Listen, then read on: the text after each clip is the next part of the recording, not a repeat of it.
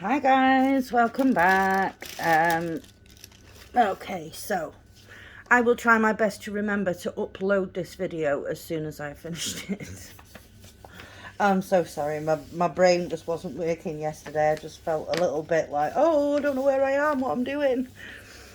So, yesterday the spinner chose the pastel birds again.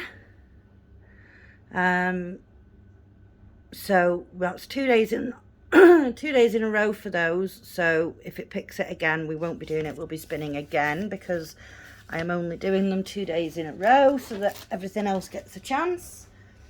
Okay, so I have filled in a little bit more of this bird's head here. Some little bit of pink there that I've put in. And then down here I have added in some more of this sort of orangey colour, some more pinks, some more pinks down here. Started a little bit on this number 16 because there's quite a bit of it, so I thought, oh, do a little bit of that. And there's some little bits that I've done there. So yeah, that's the pastel birds, and that's where we're up to. So I'm sorry, I don't know what's going on with my voice today. Let's see what we're going to work on today. Right, I'll do your software update later. Oh, come on, taking forever to load. Right, here we go. So here's the wheel for today. So let's see what we're going to be working on. What's it gonna be? What's it gonna be? What's it gonna be? The watercolour owl. What haven't we worked on yet? The rainbow yin yang, the hummingbirds.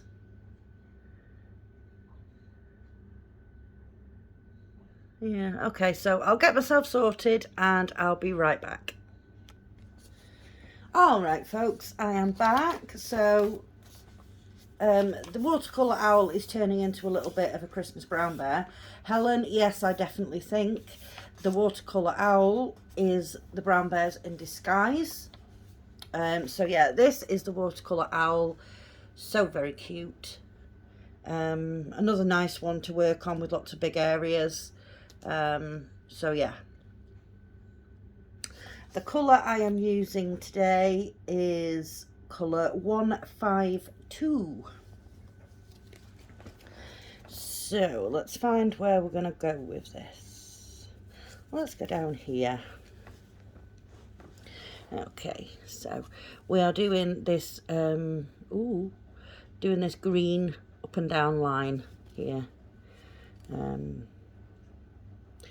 We'll go down here first. So, how is everybody doing? I hope everyone's okay and had a great weekend and all that jazz, and had lots of fun working on your projects. Yeah, I worked on the pastel birds, as you know, for the last 2 days. Glad to be taking a break from that one now, to be fair. And we're back to the watercolour owl. So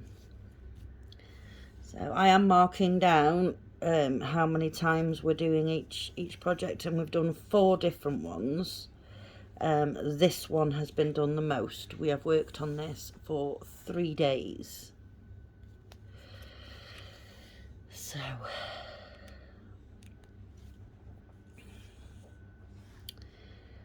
yeah, not really done a great deal, to be fair. I am cooking my lasagna again tonight at the request of my son. He absolutely loves it, so he requested that I cook it again tonight. So yeah, that's no problem. I don't mind, because it was absolutely beautiful, if I do say so myself. Thoroughly enjoyed that food. It was lovely. So yeah, that's what I'm cooking for tea tonight. I don't need to start it for another hour and a half or so. It's 3 o'clock in the afternoon here. It doesn't take very long to cook, so yeah, and there's no rush for us to be having, you know, tea early on, because obviously my son's not at school, so I don't like to eat too late when he's at school, because obviously he has to go to bed, and you know, I don't want it to lie heavy on his stomach, you know, overnight before he goes to school in the morning. So on school days we tend to eat a little bit earlier, but as he's not at school at the moment, there's it doesn't really matter. I'm just trying to figure out where I'm gonna go with this, because there's one there, but there's also one there, and I need to get across to there. So let's do this one here. And as you folks know, if you've watched my other videos, I do travel. I am not fussy over what the back looks like. I don't care, because no one's going to see it. You know, if it's put in a frame or whatever, the back will be covered. So it makes absolutely no difference to me what the back looks like at all. So yeah, you know, it's all about what the front looks like, and you know, keeping that neat and tidy. But no, the back, I don't care. I really don't care. So yeah. So I apologise if I worried people yesterday, because my video didn't go out till really late, but like I say, I filmed it, and then I was like all over the place, because you know, I was cooking and my parents had been round and I had to do my video, and yeah, I was all over the place, and I just totally and utterly forgot to upload it. And then when I went on my channel, I was like, where's today's video gone? And I was like, oh, I didn't even upload it. So yeah, I remembered then to get it on. So I apologise for that, folks. I am going to upload this one as soon as I have finished it today. And then, you know, I'm not forgetting, and it's done. And I should do that every time, really. But like I say, yesterday I was just a bit all over the place. So I just it totally forgot. And I thought I'd already done it. So, God. Honestly, some days my brain, it just does not work well. Why can't I then go? So I have Millie on the sofa next to me again, so if you hear doggy snoring, I do apologise. But she does get rather comfortable up here, and she does snore rather loud. So it's going to be interesting when we go to Blackpool, to see whether she'll sleep on the bed with me or not, or whether she'd rather sleep in her bed on the floor. That'll be interesting to see, because the hotel does allow pets. It's hard to find somewhere that does allow pets, to be honest. A lot of hotels don't, and I understand, because obviously it's the extra cleaning, and I'm sure some people take their pets who aren't well behaved in the bathroom area, shall we say. But you know, I know for a fact our two, they're not going to make a mess in the hotel at all. You know, my Millie would rather cross her legs and wait. So yeah, she'll be okay. And Poppy is the same. She, you know, she wouldn't make a mess in the hotel. So yeah. So if Millie wants to sleep on the bed with me, I'll put her blanket on the bed so she can sleep on that. So then she's not actually on the covers. So yeah, trying to get bits and pieces of washing done now, ready for next week. We don't need a lot, but due to my anxiety, I like to pack early, because I'm always afraid that, you know, I've forgotten something, or, I mean, not that it matters, because if I forget something, you know, like clothes wise or whatever, we can always buy it there. We're not going to a different country, you know. We're going to Blackpool, it's an hour and a half drive away. But yeah, that's just the way my anxiety works. It's like, but what if I forget this? And the rational part of my brain doesn't kick in. You know, my brain just sort of has a conversation with itself and goes, oh yeah, if we forget that, what we're going to do? And then the other part is like, I know, see? So if we have to pack early, and then once we've packed early, we can check, double check, triple check, quadruple check the suitcase to make sure that we have everything, right? Yeah. And the rational part of my brain is in the back screaming, hello, they have shops in Blackpool. But yeah, it doesn't get heard. So, the weird and wonderful, you can't see what I'm doing. The weird and wonderful way my brain works, people. It's, yeah. It's one of those things. You know, when we went to Spain last year, I had the suitcases packed about 3 weeks before we went. And I kept opening them, unpacking them, checking them, repacking them. You know, and I did that maybe 3 or 4 times in the time leading up to when we actually went. It's... I mean, more understandable going to Spain, I suppose, because if there is something you've forgotten, you're less likely to be able to get it over there. But, yeah, Blackpool is not an issue. In my brain, it is a big issue. But hey-ho, you know, learn to live with it. You know, I used to, shall we say, in air quotes, you know, a normal person. You know, I'd go out on my own, not a problem, not an issue. I wouldn't be panicking all the time, you know.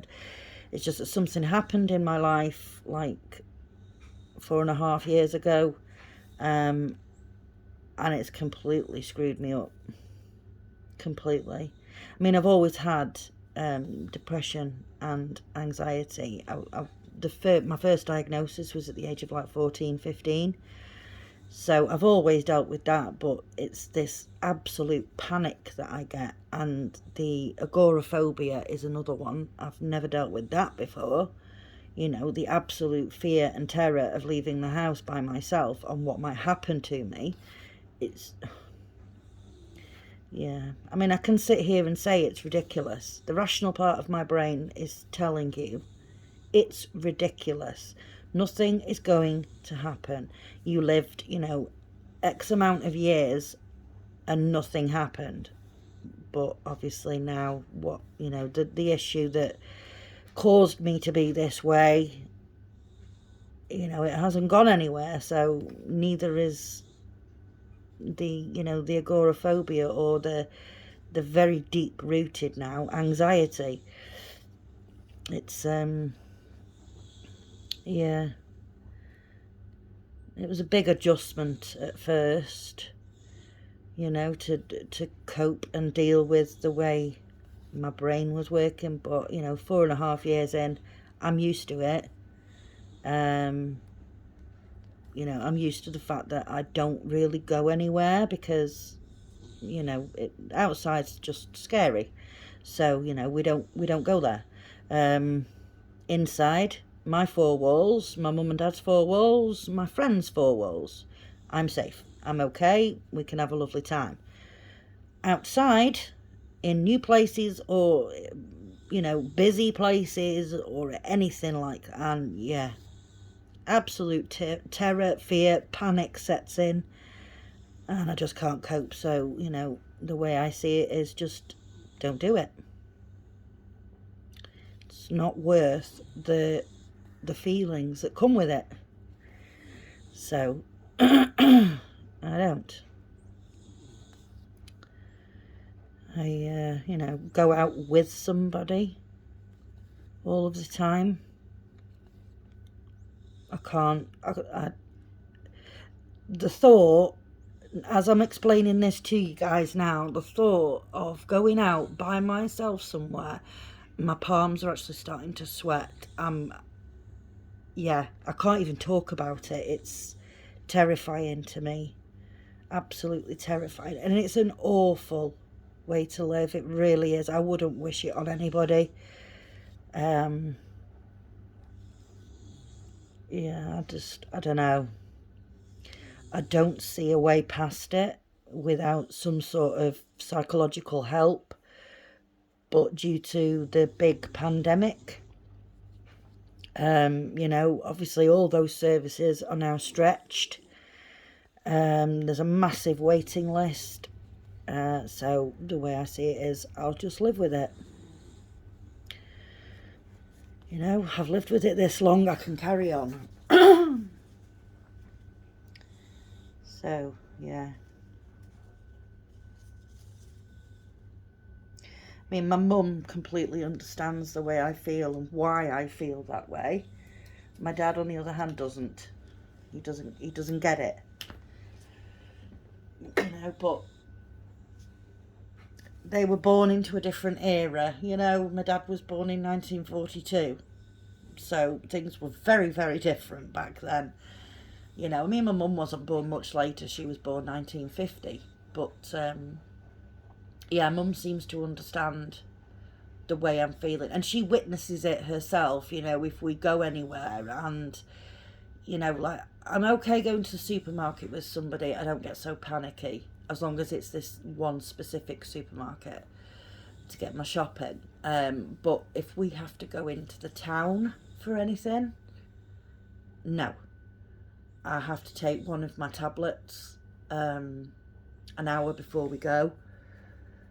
And if it's sort of like, if mum just suddenly decides while we're out, oh, I need to go here, and it means we're going into town, excuse me, then she sees it for herself. I sweat, I shake, you know, my heart races. I'm constantly looking around me. I'm in complete and utter panic mode. So that's probably why she understands it more, because she sees the effect it has on me. It's like, you know, people couldn't understand last year when I went to Spain that I was so excited and I couldn't wait and I didn't feel panicked over there. But for me, nobody knew me. So I felt safer, you know, plus I wasn't on my own. I had my kids with me. Obviously I wouldn't feel safe if I had little kids, you know, but my son's 14 and he's 6'2", so, you know, I know nothing's going to happen to me. And the same with going to Blackpool, really. I think, you know, it's not as safe in my head, but it's safer than being here.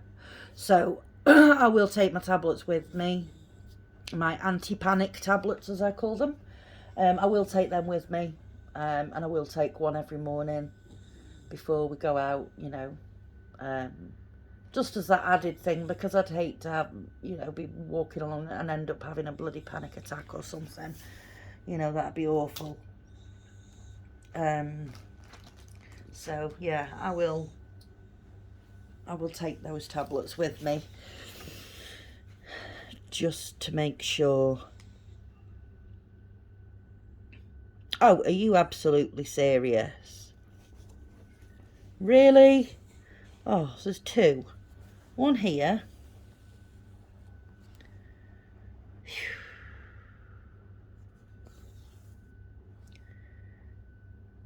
And one down here.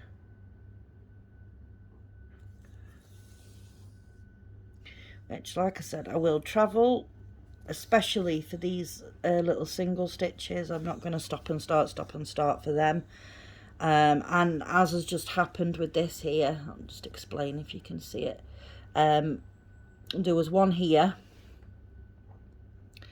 that I had to do, and one down here that I had to do. So there's this difference. Now, because there are other stitches, why is that blurry? Because of my hand, that's why.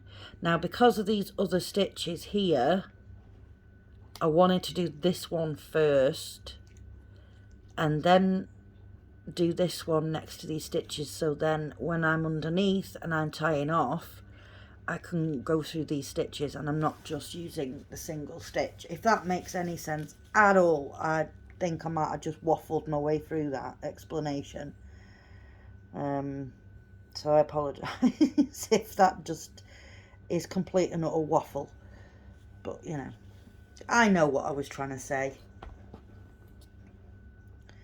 Because the single stitches, if you sort of start and stop on that one stitch, then they do tend, I mean, I don't know if it happens for anybody else, but they do tend to become quite unstable, and they will become loose, and sort of look really untidy. So yeah, the way that is now, where are we there? This little stitch here and this one down here, they're stable now, and they're, you know, the right size and tension's right and all that stuff. So yeah, it's yeah, that's just the way I work things. I mean, if it was counted, I perhaps wouldn't have done those two stitches until I had done the other symbols around it, and then I would have added in the two, because I can work the thread through the stitches that are already there. I tend not to travel quite so much when you can't see what oh god, sorry, I sat back then. Got really comfy. Yeah, with counted, I tend not to travel quite so much. I will just leave, you know, the single stitches here and there and wait until I've done the other things around it, and then I'll add in the single stitch. I don't travel quite so much. I don't know why. I suppose because with a lot of counted, they aren't full coverage, they are partials.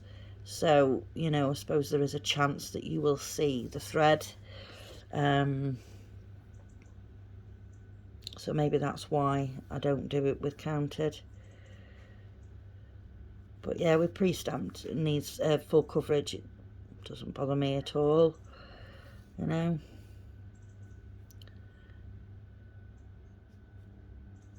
Like here, I'm going from where I am to this stitch here.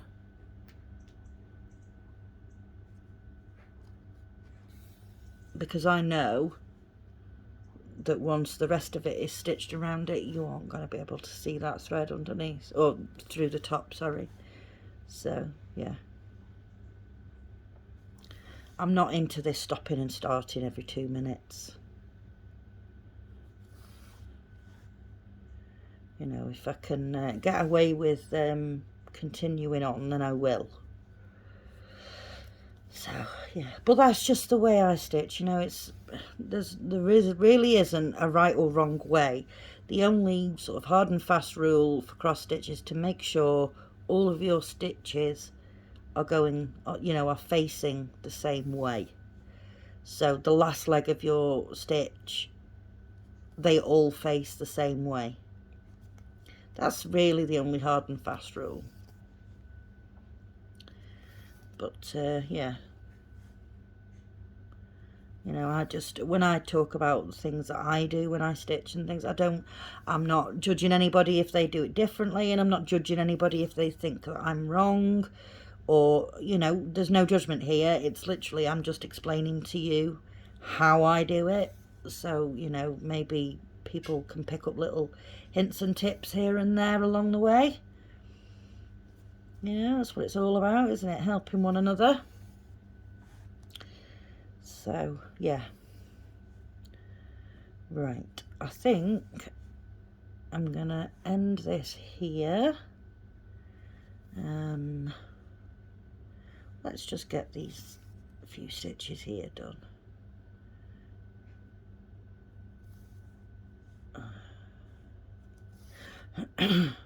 Because I really don't know what's going on with my throat, but it's being a little bit scratchy and it's sounding a little bit funny. I don't know. I don't know what's going on, but if I'm going to be ill, can I do it now, please, so that it's not when I go away next week? That'd be great. So, we have added in this pink here, across here, down here, across there, and we're here now. So I have some more to do in this area, and then I'll go and find somewhere else, because there's plenty of places with this symbol, which is why I think I chose it. So yeah, I'll carry on, folks, and see how far I can get with this today. So yeah, thank you very, very much for watching, guys. Really, really appreciate it. You know, thank you for all your lovely comments on my videos. I absolutely love it. It's great. I love getting to know you all. Oh gosh. You know, the good things and the bad things, you know. Let's be here for one another, you know. Life isn't always rosy, you know. Majority of the time it isn't rosy, if I'm honest. So yeah, let's look after one another. I'm always here for any of you guys, you know, that need to talk, or, you know, my email is in the description of every video. I don't know why Helen tried to email me yesterday and it was saying not delivered, it wouldn't send. I don't know why that is. Make sure when you email that there are no spaces beginning or end or in the middle or anything. So maybe just try that. Yeah, so thank you very much for watching, guys. If you like this video, please do give it a like, and if you haven't already subscribed, please consider subscribing. And if you can think of anybody else that might enjoy my videos, then please do give me a share. Yeah, videos every day.